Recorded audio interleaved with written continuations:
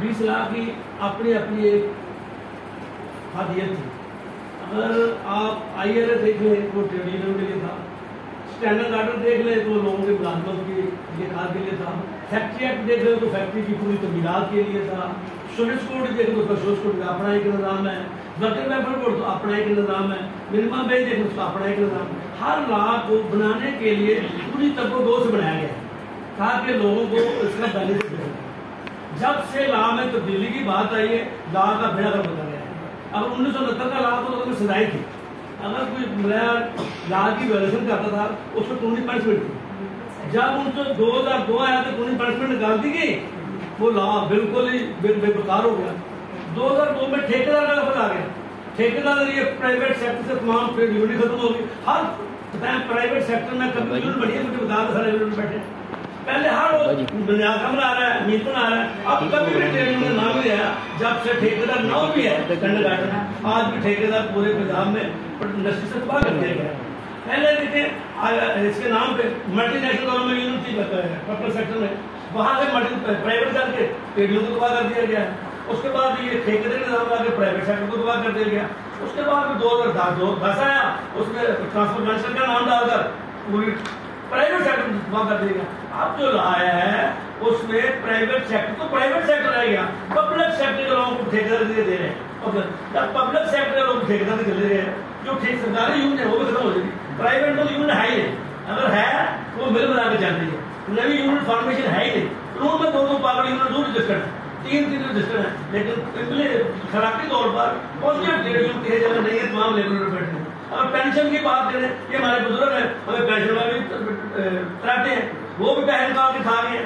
मकसद है कि ये तमाम पाकिस्तान की क्लीन ट्रेड यूनियन फेडरेशन बैठी है, अगर इन्होंने कोई एक्शन ना लिया, मेरा तो ये ख्याल है कि अब ये कहते हैं ये ट्रेड यूनियन के इंस्टीट्यूशन के नाम पे ट्रेड यूनियन का खत्म कर, ट्रेड यूनियन खत्म करना, लोगों के जो बुनियादी हकूक है वो छीने जा रहे हैं।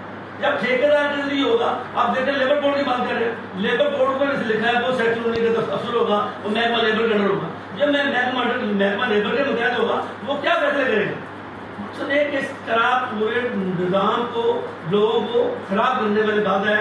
लोगों को जो मजदूर है उनसे उनकी कानूनी राइट छीनने की बात की जा रही है। इसलिए मेरा ख्याल है कि तमाम लोग बैठे हैं, हमें बजाय इस पे सोचने की ये करें, ये पढ़ लें, हमें इसकी बहादुरी करनी चाहिए। हम लेबर कोड को मानते नहीं, हम लेबर कोड को बढ़ने नहीं देंगे, ये करनी चाहिए। यदि कराची में हम कर लिया है, पहले तो लगातार पंजाब की जिंदगी ज्यादा बढ़ रहे हैं। 1969 पाकिस्तान के मजदूरों को जोड़ता था, ये मजदूरों को बस बहितर कर रहा है, फिर निचले कर रहा है। कहाँ रहेंगे फेडरेशन? अब यूनियन में पढ़े तो कहाँ रहेंगे, हम कहाँ बैठेंगे, कहाँ लेकर तो आएंगे? देखिए हम अपने आप से ज्यादा कर रहे हैं, हमें इसकी भरपूर मुआवजा करनी चाहिए और तय करके करनी चाहिए। जो है ना, वो जो जबरदस्ती करना वक्त नहीं बात है, ये खुद रीजन है, ये कर दो ये कर दो, उससे तो फर्क नहीं पड़ेगा।